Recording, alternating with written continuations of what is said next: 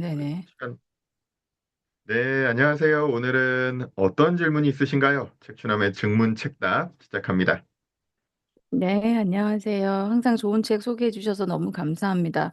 근데 네, 한편으로 조금 솔직하게 말씀드리면, 네, 책주장님께서 말씀해 주시는 책들이, 음, 어, 저는 너무 어렵더라고요. 네네, 아주 쉬운 그 동화 같은 그런 자기계발서나 이런 책들은 음, 보면은 쉽게 넘어가지만 사실 남는 게 없지만 음, 책주장님이 알려주시는 책들은 어렵지만 근데 뭔가 자꾸 생각하게 하는 그래서 중독성 있게 자꾸 듣게 되고 찾게 되고 그런 것 같습니다.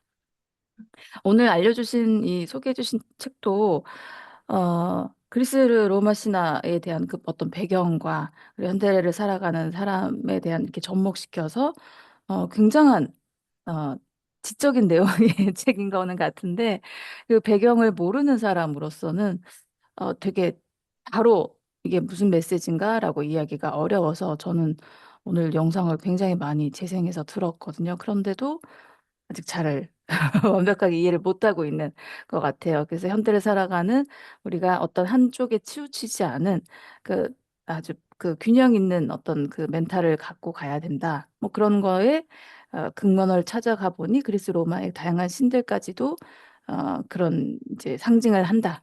그런 내용으로 제가 그냥 어렴풋하게 이해를 했는데 맞을까요? 그래서 어쨌든 좀 어려웠지만 조금 더 쉬운 저 같은 대중을 위한 설명도 또 이참에 해주시면 더 감사하겠습니다.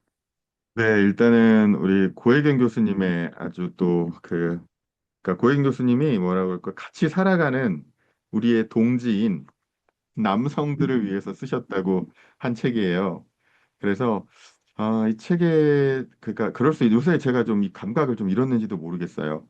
그냥 오래오래 어떤 걸 하다 보면 이거는 너무 당연한데 이거는 근데 이제 어떤 사람한테는 너무 이게 어려울 수가 있는 거. 그것들을 제가 좀 더 생각할 수 있어야겠다. 그렇다고 뭐 제 수준이 높다. 이런 얘기 하는 건 아니고요. 그냥 저는 사실 그 그리스 로마 신화 그리고 심층 심리학을 고혜경 교수님한테 신화학급 아카데미를 일기로 제가 이제 공부를 2년 동안 그 2주에 한 번씩 1박 2일 동안 들어가가지고 1박 2일 동안 칼융, 프로이드, 그다음에 각 신들 이거를 다 공부를 했었고 제가 뭐 열심히 했다. 이거는 두 번째 문제고 그래도 그 했던 경험들이 있잖아요. 그리고 실제 그리스를 가죠. 졸업 여행으로 저희가 그리스를 가서 그 신화가 펼쳐지는 그 공간들을 직접 봤고 되게 저는 그때가 참 좋았던 것 같아요. 그래서 음. 지금 돌아봤을 때 1박 2일씩 어떤 다른 공간 속에 들어가서 저희가 이제 갔던 데도 어떤 수도원, 수녀원, 뭐 아니면 이런 데 이제 잘 못 들어가는 데를 이렇게 들어가 가지고 일단은 그때 기억이 나니까 밥이 맛있었네요. 수녀님들이 해주시는 밥이 진짜 맛있었고 그런 기억이 있는데 자, 각설하고 어, 왜 지금 이 책들을 읽어야 되냐? 아버지 없는 시대의 아들들 이런 개념으로 저희가 하고 있잖아요. 네. 그렇게 아버지 없는 시대의 아들들이라는 이런 개념들인데요. 마찬가지예요. 어머니 없는 시대의 딸들. 그러니까 지금 한국이 아니라 현대인의 비극을 신화가 없다라는 데서 찾습니다, 많이들. 근데 이게 옛날에도 그리스 로마 신화 저는 제 딸은 그리스 로마 신화를 굉장히 좋아하는데요. 이름 뭐 별의별 걸 다 외우고 있고 그런데 저는 이거 도대체 이거 왜 이거 그리스 로마 신화 딴 나라 신들을 이렇게 배우지? 뭐 이런 생각들을 많이 했던 것 같아요. 어린 시절에. 그리고 전 그렇게 막 이윤기 선생님의 뭐 그리스 로마 신화 이런 책들도 기억이 나는데 다 재밌게 읽었던 것 같지는 않아요. 그런데 이거에 관한 인식이 확 바뀐 게 이 신들이 이름이 있잖아요. 우리에게는 뭐 이렇게 제우스가 있고 아폴론이 있고 여러분 좋아하시는 헤르메스죠. 헤르메스가 있고 또 많이들 악마화하는 디오니소스. 그다음에 그 뭐라고 하죠? 로마 이름은 바카스. 주신이죠. 그런 신들을 도대체 왜 알아야 될까? 이런 고민들을 했었어요. 이 책 또한 지금 그런 기반 위에서 쓰인 거기 때문에 이런 배경 설명이 그러니까 그동안의 앞에 책들이 충분하지 않았기 때문에 그렇게 이해하시는 게 너무 자연스럽고 당연하고 근데 쉽게 얘기해서 제우스, 그다음에 헤라 이런 것들이 저 밖에 있는 신이 아니라 우리 내면에 있는 아키타입이라고 해서 우리 원형이라고 얘기하거든요. 우리 안에 제우스 같은 에너지, 우리 안에 헤라 같은 에너지, 우리 안에 아폴론 같은 에너지, 우리 안에 헤르메스 같은 에너지, 이런 식으로 우리 안에 있던 에너지들을 인격화, 상징화해서 그것의 이야기가 펼쳐져 가는 것이 그리스 로마 신화. 그리고 그리스 로마 신화뿐 아니라 모든 신화들이 민화, 설화, 이런 것들이 전부 다 그거를 상징한. 그래서 여러분 다 좋아하시는 드라마, 헐리우드, 그 뭐라 그러죠? 헐리우드 영화들이요. 진짜 거의 하나의 라인을 따라가요. 그게 바로 조세 캠벨이 밝혀낸 영웅의 여정이라고 부르는, 영웅의 여정이라고 부르는, 그 여정들을 따라갑니다. 그래서 저도 이제 상당한 종교적 편견에서 많이 어린 시절을 보냈기 때문에, 어, 그것들이 제가 그런 단어를 몰랐어요. 그, 후층 종교가 있고 심층 종교가 있다. 이런 개념을 몰랐기 때문에, 분명히 그 성서에도 진리가 너희를 자유케 하리라라고 얘기를 했는데, 그때 제 어린 시절의 고민들이 뭐였냐면, 왜 내가 이렇게 열심히 경전을 읽는데, 왜 더 숨이 막히지? 그게 이해가 안 됐어요. 이게 더 자유로우라고 했는데, 그래서 그때는, 어렸을 때는 어떤 생각을 했냐면, 제가 어떻게 그 엄청난 그 세월의 권위와 그것들에 대해서 제가 어떻게 그것을 답을 하겠어요. 그러니까 도전을 하겠어요. 그냥 받아들이지. 그리고 우리 같은 교육을 받았는데, 뭐 그 권위나 전통이 얘기하면은 권위라고 그냥 권위주의가 얘기하죠. 그거에 관해서 그냥 이렇게 뭔가 질문할 엄두를 못 내는 게 우리 문화잖아요. 그러다가 근데 나중에 알게 된 거죠. 진리가 아니었기 때문에 내가 자유롭지가 않았구나. 물론 그런 시간은 있어요. 진리를 알게 될 때 불편한 시간은 있어요. 뭐 그런 거 있잖아요. 불편한 진실이라는 게 있잖아요. 그거하고 지금 말하는 거하고 좀 차이가 있는데, 아, 정말 우리 안에 그러니까 아마 저희 책추남 TV 듣고 그런 고맙다는 얘기들을 하시는 분들이 꽤 많은데, 제가 굉장히 많이 했던 이 고민들, 이것들 속에서 제가 방황했던 것들, 이런 것들에 대해서 이제 제가 어렵사리 찾아내고 알게 된 거죠. 이제 그런 것들을 전해드리면서 좀 자유함을 느끼는 분들이 계신 것 같은데, 마찬가지입니다. 저는 그리스 로마도 이렇게 하면 이게 다 어떤 식으로 생각했냐면, 어, 그냥 사이비 잡신들, 사이비 잡신들 이렇게 생각을 한 거죠. 이제 근데 그런 게 아니었다는 걸 너무 안 거예요. 윌리엄 제임스는 우리 인간은 그 다신관이다. 우리 심리적으로, 그러니까 그 일본의 한 유명한 저자는 이런 책도 썼어요. 인간은 모두 다중인격. 우리 안에 그 여러 가지 신들의 모습이 존재한다는 얘기예요. 그리고 재밌는 건 하나의 에너지에만 집중을 해버리면, 예를 들어 제우스 같은 힘만 쓰는 거예요. 아니면은 아폴론, 여기 특히 이 책에서는 아폴론, 우리 서구 2000년 동안 서구가 이 철학과 사상을, 과학기술을 주도하면서 아폴론적인 에너지라고 하거든요. 아폴론이 태양의 신이에요. 수학의 신이고, 그럼 보면은 아폴론적 음악을 하는 사람이 바하예요. 바하의 음악은 굉장히 수학적이라고 하거든요. 그러면 최첨단 과학으로 달에 제일 먼저 쏘아 올린 로켓의 이름이 기억나시나요? 이름이 뭐였죠? 아폴론이었잖아요. 아폴로. 아폴로. 아폴론이었잖아요. 네. 네. 그거의 상징인 거예요. 그런데 이런 걸 이렇게 이해하는 거지. 전 이제 이렇게 이 신화의 세계를 알게 되면서 정말 이렇게 깊은 지혜가 숨어 있는지를 몰랐던 거예요. 자, 심지어는 아폴론의 신전, 파르테논 신전, 거기 너 자신을 알라 써 있는 신전 있잖아요. 근데 그거 보시면 일단은 떠오르는 거는 너 자신을 알라. 그럼 우리가 이제 어렸을 때 우리 네 주제 파악이나 해라. 네 꼬라지를 알아라. 이렇게 전 이해를 했거든요. 근데 저는 그 뒤에 전 구절이 뭐냐면 너 자신을 알라. 그리하면 우주와 신들을 알게 될 것이다가 전문이에요. 너 자신을 알라. 그리하면 우주와 신들을 알게 될 것이다. 네. 이렇게 이야기를 합니다. 그래서 그리고 재밌는 게 있어요. 이 아폴론 신전을 보시면은요. 아폴론만 숭배하는 게 아니에요. 1년 12달이면 아폴론을 숭상을 하는데 나머지 3달은요. 디오니소스를 숭배를 해요. 이게 굉장한 상징성을 지니는 건데 아폴로는 완벽합니다. 태양적이고 논리적이고 완벽하고 디오니소스는 완전 대극에 있어요. 그 마니아라는 말 아시죠? 약간 이렇게 막 그 신화의 한 장면 중에 그 디오니소스가 표범을 타고 이렇게 달리면 이렇게 정신이 약간 나간 여자들이 이렇게 머리를 이 정도 45도 정도 하고 이렇게 달리는 그림들이 나와요. 그래서 광신도, 마니아. 이게 이제 디오니소스는 아까도 얘기했지만 로마의 이름은 바카스. 이렇게 되는 거예요. 그러다 보니까 그 완전히 다른 성격, 무질서하고 막 음습한 느낌도 어쩔 땐 들 때가 있고 질퍽질퍽하고 이런 느낌이란 말이에요. 여기는 밝고 그다음에 뭐 이렇게 정률적이고 그런데 이 재미있는 게 이렇게 있게 됐을 때 이것의 균형을 맞춘다는 얘기예요. 인간의 정신이 항상 그 태양만 쨍쨍 내리쬐면은 어떻게 돼 있어? 가뭄이 올고 몸이 건조해지잖아요.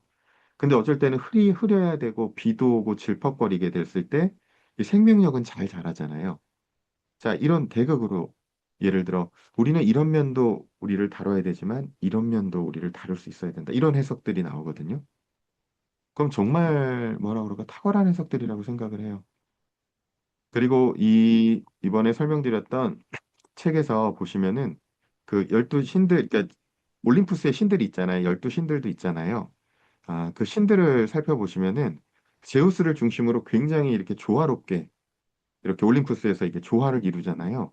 그게 우리 내면의 정신적 에너지의 조화를 이룬다. 이렇게 좀 보시면 될 것 같아요.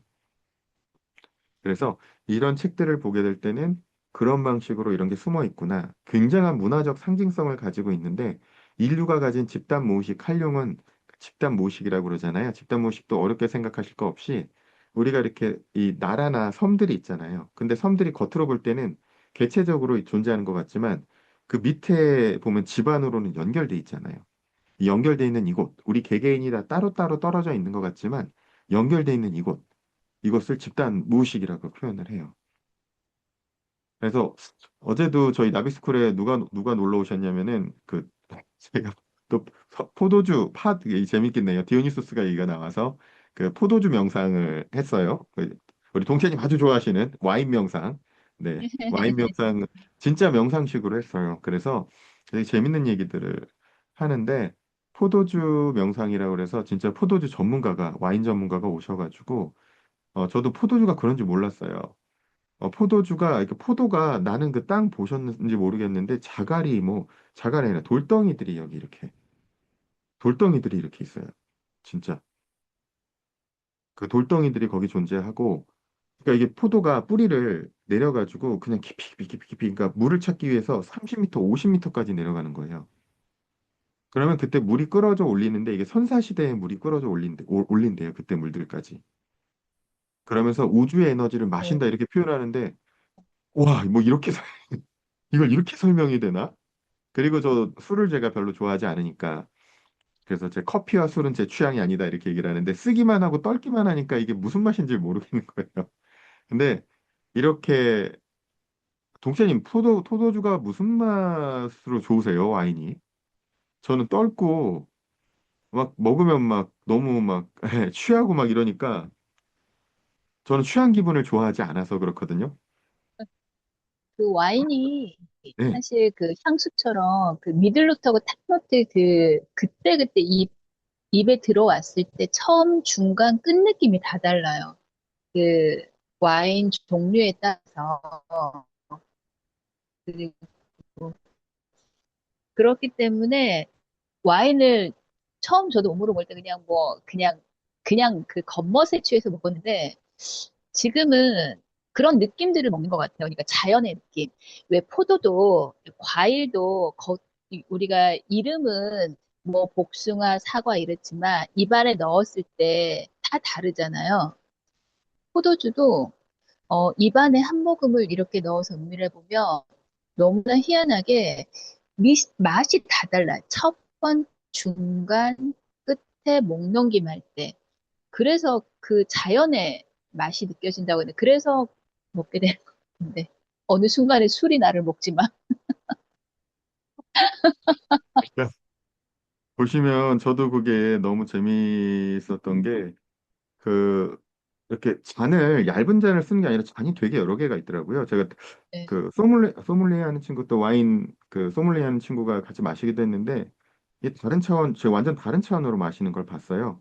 이렇게 커다란 그 와인잔에다가 그 코를 거의 들이막고 마시고 이렇게 받고 비강 음, 호흡하면서 비강 전체에 맞아요. 이거를 맞아요. 먼저 알코올을 먼저 날려보내고 네네. 디캔팅도 잘 안 한다고 하더라고요. 진짜 마시는 사람들은.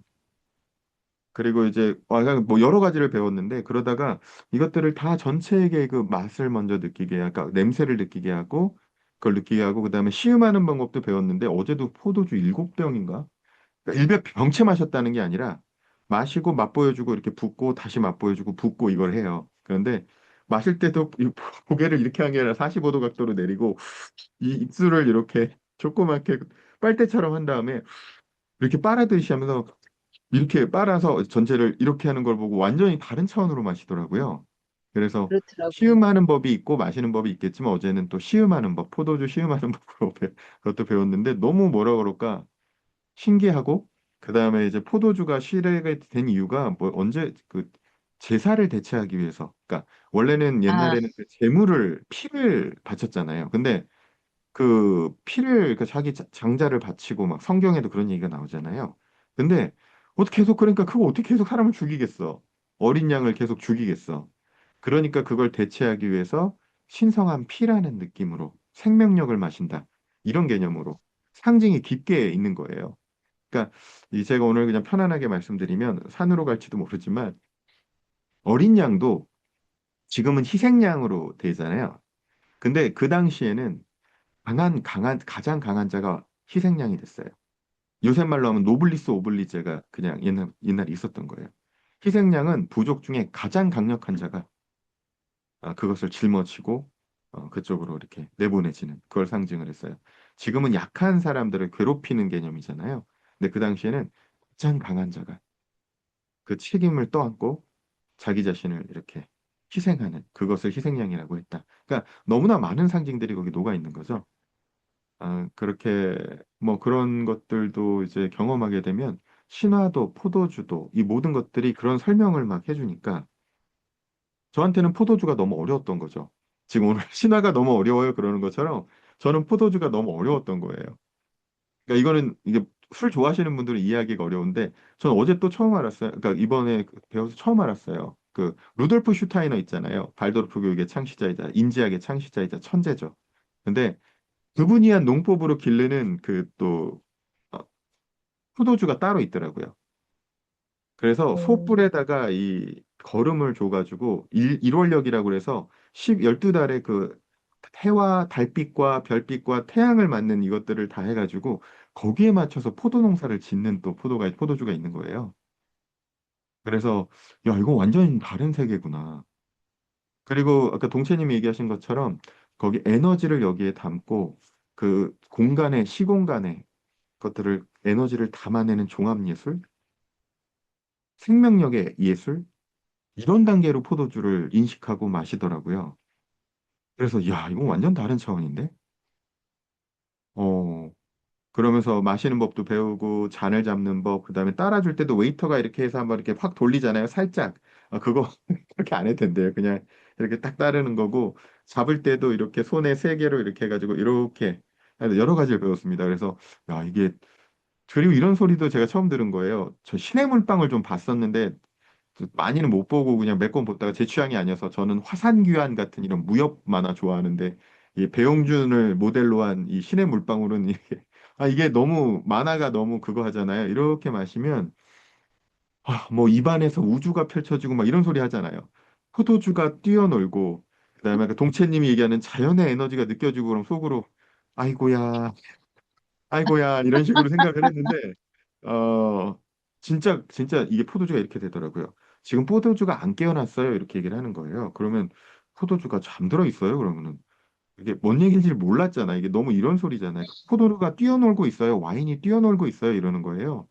근데 진짜 잠들어 있어요 했을 때 냄새 맡아보세요. 근데 냄새가 별로 안 나. 지금 깨어났어요. 이제 뛰어놀고 있어야 하는데 그럼 냄새가 확 나요. 그리고 시시각각 그 맛과 냄새가 계속 변한대요. 몰라. 그러니까 동채님이 그걸 감각적으로 지금 묘사를 하시잖아요. 그러기엔 좀 많이 마시는 것 같으시긴 하시지만, 네, 네. 저 얘기들을 동채님이 감각으로 느끼시는 저 얘기를 하시더라고요. 그리고 실제로 또 어제 재밌는 분들이 많이 왔었는데요. 그 캔일버의 저 권위자 이제 조옥경 교수님도 오시고, 또 차명상의 또 우리나라 또 명상학 박사님, 또 김배우 박사님도 오시고, 그다음에 또 이너시티라고 이제 몸으로 막 뭐 재밌는 분인데 이 몸으로 하고 음악으로 이걸 푸는데 이 식물의 광합성을 이렇게 내면서 광자를 느끼면서 그걸 음악으로 표현하고 몸으로 표현하면서 이렇게 대기업에서 진짜. 막 대기업으로 초청받으면서 전 잘 놀 뿐인데 그러면서 이너시티 또 대표님도 오시고 또 명상 맛집 또 우리 쓰신 또 강민지 저자님도 오시고 뭐 하여간 재밌었습니다. 어제는 또 활용 연구소에서 공부하시고 독일에서 이제 예술 대학원도 공부하시고 근데 재밌는 건 무당이세요.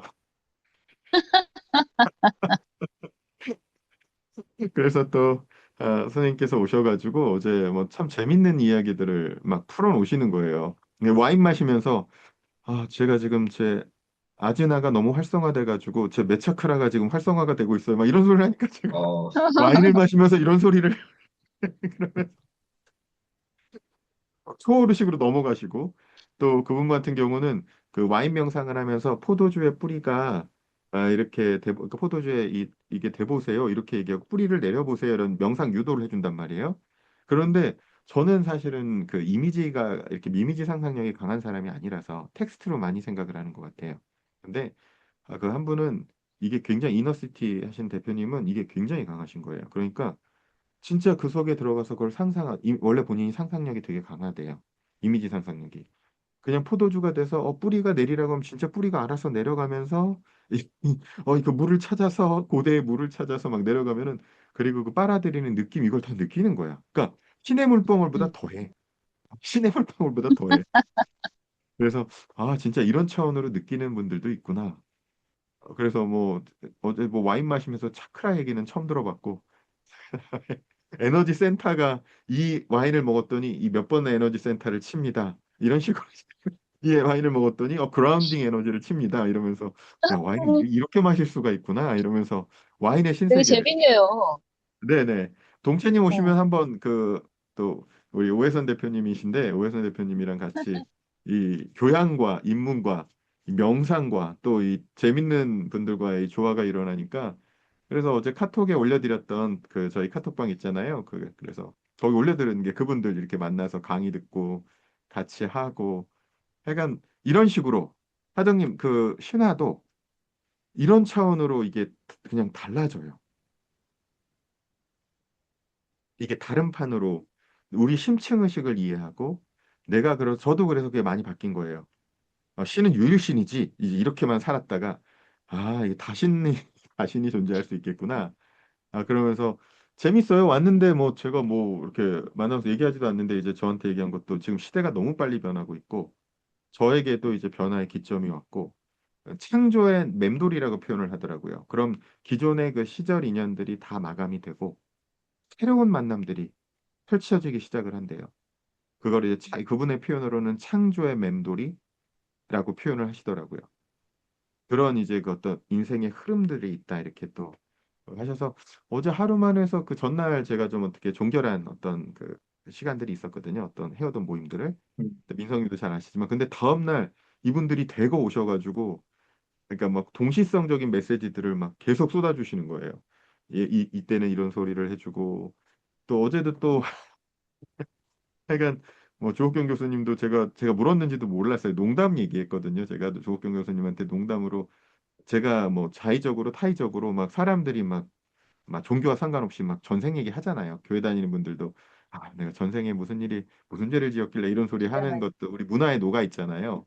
그리고 네. 요새는 전생 후생마저도 혹은 사후생이 이런 얘기들이 지금 과학으로 만나가면서 막 이 접점들의 새로운 세계를 열어주고 있잖아요. 지금 시대가 우주의 시대도 열고 있고 AI가 이런 기술의 시대도 열고 있지만 동시에 더 우리가 깊이 탐사해야 될 우주가 우리 내면의 우주잖아요. 그 세계들을 지금 열려져 가고 있는 시대 속에서 하여간 재밌었어요. 그분들이 변성의식이 일어나는 거잖아요. 샤먼에 대해서도 제가 굉장히 사실 부정적인 것들을 많이 갖고 있었다가 자세히 봤더니 그 진짜들이 있더라고요. 이분들의 삶도 정말 큰 마스터들이 계시잖아요. 예수님, 부처님, 엄청난 인류의 마스터들이 계시잖아요. 근데 그들만큼은 안 된다 하더라도 진정성 있는 것들은 이분들이 제가 놀란 거는 무당되는 사람들이 무당되고 싶어 하는 사람들이 하나도 없었다는 거. 너무너무 안 되고 싶어서 안 돼서 실제로 얘기도 어제 하시더라고요. 그거 안 하려고 딱 나 그거 하라면 자살할 생각 준비하고 있었다고. 음, 정말 고통스럽게. 근데 이들의 삶이 영웅의 여정을 그린다는 거를 제가 몇 편을 보고 알았어요. 진짜들은 영웅의 여정을 그려요. 여기로 가서. 근데 이제 이분들의 노력이 이제는 자신들의 변성의식의 상태를 어, 다시 그 심층심리학과 연결하고 이런 시도들이 굉장히 의미가 있겠다, 진짜. 우리라는 존재를 더 이해하는데 AI가 이제는 우리의 정신노동마저 가져가는 이 시대에 우리의 영적 진화, 또 영성이라 그러면 사이비 이런 거 말고 어제도 제가 그 얘기를 했는데 제가 광화문 광장에서도 이번에 그 제가 가장 많은 그 유명인들을 가장 가까이서 봤던 것 같아요. 그래서 앞에 계신 분이 뭐 누군지 몰랐는데 이렇게 계셔가지고 제가 잘 못 알아보니까 이렇게 했더니 이금희 아나운서가 제 앞에 앉아 계시고 그 다음에 오, 제가 잘 몰라서 또 굉장히 유명하신 분이 최태성 강사님도 굉장히 유명하시다고 하더라고요. 한국사. 근데 제 옆에 앉아 계시고 옆에 이렇게 앉아서 최재천 교수님 계시고 유홍준 교수님 계시고 그리고 발언 때 올라가서 이런 소리 저런 이야기도 이렇게 또 하기도 하고 했는데 모르겠어요. 그 이 일련의 어떤 흐름들이 분명히 생각지도 못한 어떤 상황들이 다시 동시성들로 어떤 상황들로 원래는 저는 백인의 초청만 됐었는데 갑자기 국회에서 연락 와서 스피치 해달라고 그래서 진짜 고민하면서 올라갔거든요. 그런데 네, 고민하다가 뭔 얘기해야 되나? 그리고 5분만 하라고 그래가지고 그렇죠. 5분만 해야지. 그러고 이제 막 정리해서 올라갔는데 딴 분들 짧게 말을 너무 잘하시는 거예요. 다들 말씀을. 네, 말씀을 너무 잘하시는 거예요. 그랬는데 와 잘한다. 정말 말씀 잘하신다. 그리고 제 친구 유명인데 히트곡 작가 정말 유명한 그 작사가도 오시고 말씀들을 다 너무 기가 막히게 자기 스타일로 잘하시는 거예요. 네, 그랬다가 올라갔는데 저는 몇 분하고 내려왔는지 모르고 나와서 나중에 이제 국회에서 그 보내줬는데 9분 21초를 해버렸더라고요. 그래서 아이고야 큰 신뢰를 범했구나. 그게 올려놓은 게 그거예요. 지금 유튜브 채널에 올려놓은 게 제가 네네. 네네 그래서 아이고야 죄송합니다 이러면서 이제 또 했는데 너 또 물론 위로의 말씀인지 뭐 진담인지 모르겠지만 이야기가 몰입도가 있어서 괜찮았다. 그래서 용서해 주십시오 이렇게 얘기도 했는데요. 모르겠습니다. 이 얘기를 하는 거는 제 내면의 어떤 역동들이 변화하고 균형들을 맞춰갈 때 밖으로 펼쳐지는 세계의 모습들의 그 어제 같은 경우도 그래서 선물을 많이 받은 느낌이었어요. 제가 요청한 것도 아니었는데 조옥경 교수님 같은 경우도 또 마음건강 길의 대표님인 함영준 대표님이 지난주에 수요일 날 또 같이 좀 요새 격려도 해주신다고 만나서 한 20분 동안 조옥경 교수를 꼭 만나게 내 후배인데 조옥경 교수님을 꼭 만나게 이 얘기를 했는데 그냥 웃었던 게 그 와인 파티에 오실지 안 올지 몰랐는데 이게 또 그쪽으로 이제 오셔가지고 저한테 얘기를 해주시고 그런 일들이 막 펼쳐지더라고요. 그래서 전생 얘기하다 여기까지 왔네요. 근데 어쨌든 전생이나 이런 것들도 어떤 있던 없던 내 신념 체계에 따라 있던 없던 그것들도 우리 안에 움직이는 어떤 에너지로 받아들이면 되지 않을까라고 생각을 하는 거예요. 제 관점은. 그러니까 아직도 전생은 이거는 있는 거예요, 없는 거예요 이런 얘기에 혹은 신화가 진짜예요, 아니에요 이런 소리를 하는 게 아니라 우리 내면 속에선 다 진실이다. 그래서 여기서 이 책에서 나오는 것처럼 제우스의 에너지, 헤르메스의 에너지, 하데스의 에너지, 디오니우스의 에너지, 혹은 여성들은 아테나의 에너지, 그렇죠? 그다음 헤라의 에너지, 데미테르의 에너지 이런 것들을 종합적으로 그때그때 맞게 활용할 수 있는 사람이 건강한 사람이다. 조옥경 교수님 어제 또 한마디 하시더라고요. 균형이라는 관념에 매이지 마라. 우리의 본질과 우리의 영혼은 자연적으로 그걸 알고 있다. 그냥 그대로 살면 된다. 그래서 교수님 말은 쉬운데 막 이제 저 정말 말은 쉽죠. 그렇지만 그 수행의 차원에서 그러니까 저도 잘 안 되니까 자꾸 여러분 같이 가랑비에 옷 젖듯이 해보면 좋겠어요. 저는 제가 잘하는 거 말씀드릴 테니까 여러분은 여러분이 잘하시는 걸로 저를 코치해 주세요. 그래서 제가 책추남 코코친 거잖아요. 어제는 그래서 선물 같은 하늘이 저한테 준 선물 같은 하루였다. 아침부터 시작해가지고 우리 무당 선생님부터 시작해가지고 같이 그러니까 책추남 TV에도 편견만 이게 많이 좀 없을 수만 있으면 같이 모셔서 얘기도 해보면 재밌겠다 싶었어요. 활용이나 음, 변성의식 중심으로. 그리고 제가 이제 이분들이 쓴 책을 보면서 이걸 갖고 사기치는 사람들도 많으니까 거짓, 제가 도판과 돈판의 사기꾼이 많을 거라고 그랬잖아요. 네. 그랬는데 이분들이 그 겪은 책을 보면 저도 이제 사실은 살면서 좀 일반적인 것보다는 좀 더한 경험들을 좀 한 게 있잖아요. 근데 그분들이 그 자신들이 그 겪은 격통, 뭐라고 쓰냐, 고통이라고도 안 적어. 격통. 그런 표현들을 보통은 안 써 있잖아요. 극통. 그러니까 막 정말 말로 표현, 극통이라는 표현을 어제 처음 봤네요. 극통. 아, 음, 통이라는 표현이 있고 제가 딴 분한테는 페인이 아니라 PANG라는 단어도 있어요. 말로 표현할 수 없는 고통을 묘사할 때 얘기를 해요. 이분들이 그 고통의 고통을 겪으면서 이 길을 걸어왔고 그 길을 가는 거구나. 그러면 거기에 관해서 마음을 열고 우리가 그 얘기들도 들어볼 부분도 있지 않을까? 전생의 이야기도 전생에 네가 뭐였대? 그러면은 이거 저도 어제 그러니까 어제 또 그 얘기를 할 때 하시더라고요. 너무 제가 전생 리딩을 했던 것들을 보면 너무나 지금 제가 살아가는 제 모습과 다르게 너무나 동떨어져 있을 정도 거대한 이야기들을 어제도 제가 그냥 웃으면서 조옥경 교수님은 이렇게 와인을 마시거나 이러다가 뭘 하시다 초월의식으로 가실 때가 있대요. 그래서 근데 그런 경험이 여러 번 있으셔가지고 어제도 이렇게 좀 계시다가 갑자기 화이트 와인으로 시작했더니 본인은 맛은 못 느끼시는데 에너지는 그대로 감지를 해서 바로 이렇게 좀 이렇게 저기에 가서 이렇게 누워 계시게 돼가지고 제가 이제 제 이제 그 무중력 의자와 함께 이렇게 또 특별 서비스도 이렇게 같이 좀 해드리고 했는데 저한테 그러시는 거예요. 저한테 전생이 뭐냐고 물으셨죠? 그러는 거예요. 그래서 제가 물은 기억이 안 났거든요. 그냥 이제 농담을 했던 것 같아요. 초월식 하면은 저도 좀 알려주세요. 이렇게 웃으면서 했는데 나중에 제가 물었나요? 제가 이제 제가요? 그랬어요. 제가요? 그랬더니 하시는 얘기가 바이칼의 큰 샤먼이었다?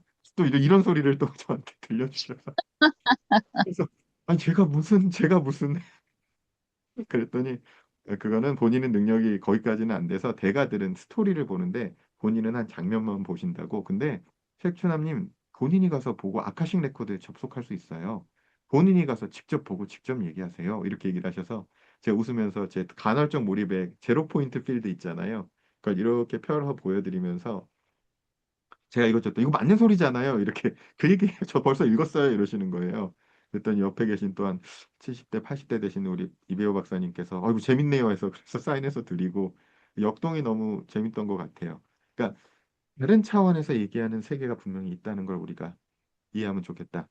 하정님이 얘기하시는 것처럼 이 한마디로 이 뭐라 그럴까 그냥 신화가 그냥 포도주가 그냥 술이 아니다. 생각지도 못한 차원으로 우리가 이거를 느끼고 보고 느낄 수 있다. 근데 그 우리의 심층 의식을 이해하는데 신화라는 그 이야기를 통해서 배우니까 굉장히 좋잖아요.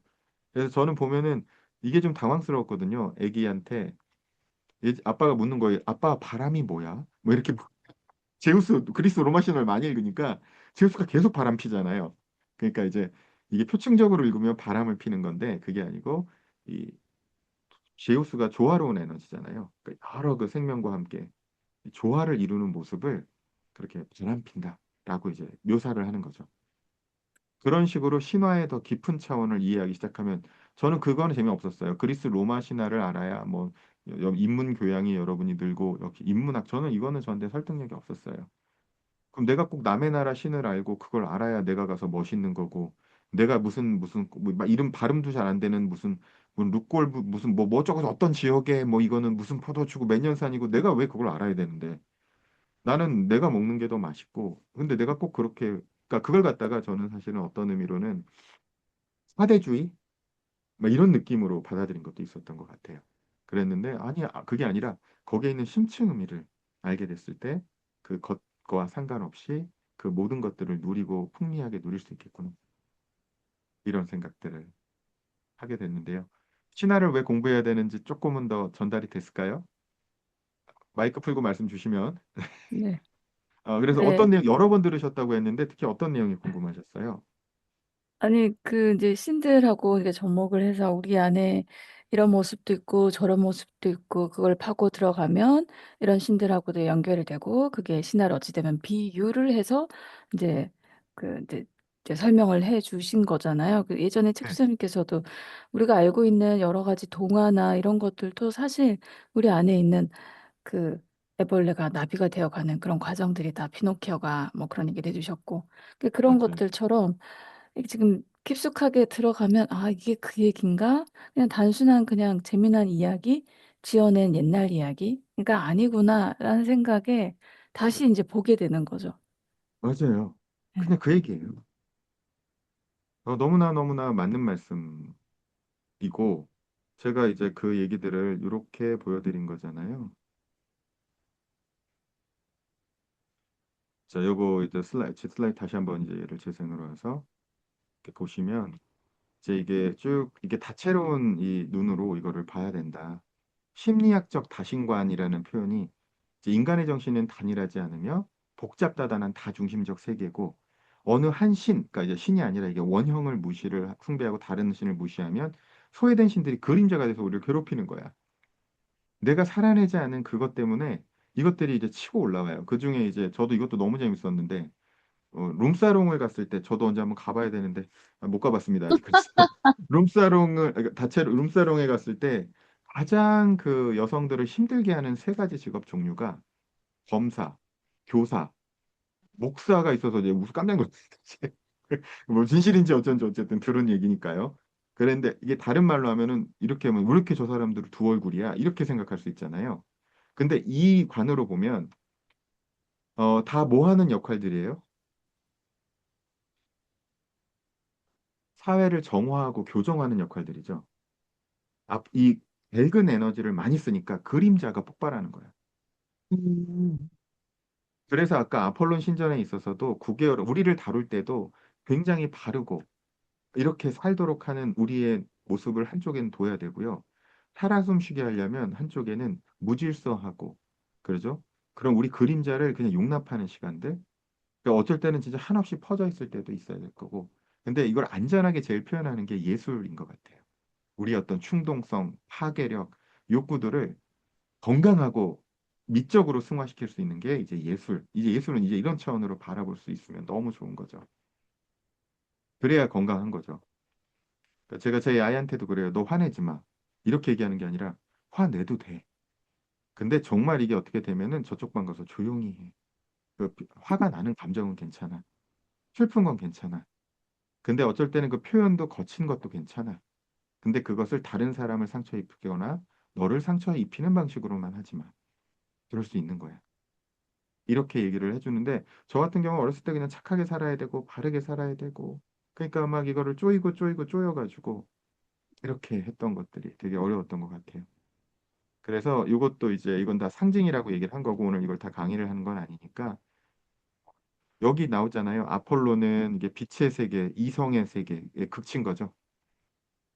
이제 여기는 머리의 세계지만 어두움의 세계에 있는 게 하데스인 거고 우리 에너지들인 거예요.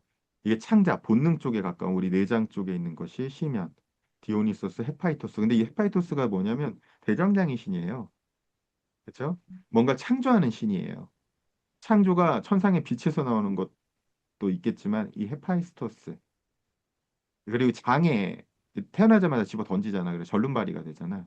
이게 다 상징이에요. 우리 안에 있는 트라우마. 이것들을 승화시킬 때 그것은 아름다움으로 열두 신들의 그 신들의 가장 그 뭐라 그러죠? 장신구를 이런 걸 헤파이스토스가 다 만들잖아요. 예술품들이잖아. 그러니까 이 에너지들은 여기서 나온다는 거야. 그러니까 헤르메스가 또 중요하다고 하는 거는 여기서 왔다 갔다. 헤르메스만 올림푸스와 하데스를 왔다 갔다 이 지하 세계를 왔다 갔다 하거든요. 이 에너지들을 지혜롭게 균형 잡히게 쓸 수 있는 힘을 상징한다. 이렇게 설명드리는 거예요. 하나에만 집중할 때 나머지가 다 그림자화된다. 그리고 그림자화된 것은 반드시 귀환한다. 그래서 생애 절반에 융을 만나다 이렇게 얘기하는데, 저 사람 되게 바르게 살았는데 갑자기 이렇게 됐어.